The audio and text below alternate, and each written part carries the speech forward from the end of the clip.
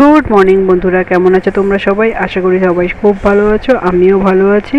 দেখো, সকালবেলা একটা নতুন ব্লগ নিয়ে তোমাদের সাথে হাজির হয়ে গেলাম।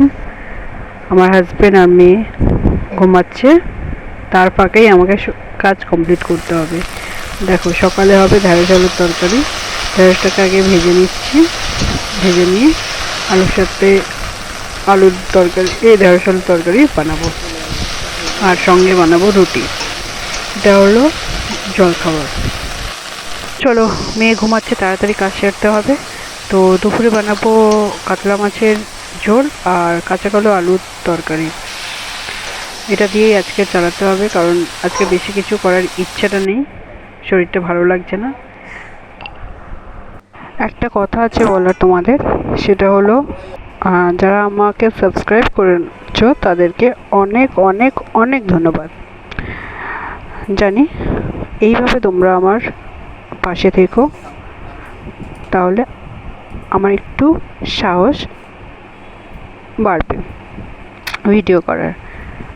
বুঝতেই পারি না, আর যদি কমেন্ট করো তাহলে তো আরোই ভালো লাগে, কারণ কি বুঝতে পারছি না যে আমার ভিডিওগুলো তোমাদেরকে কেমন লাগছে। আর যদি কোনো তোমাদের প্রশ্ন থাকে,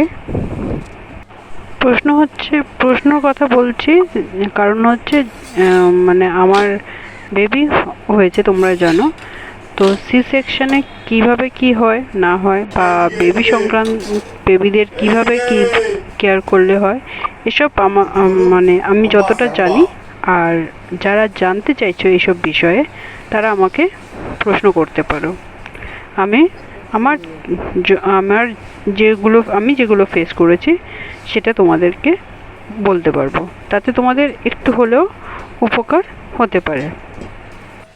তো বন্ধুরা, লাঞ্চটা সেরে আসি, তারপরে তোমাদের সাথে আবার দেখা হচ্ছে।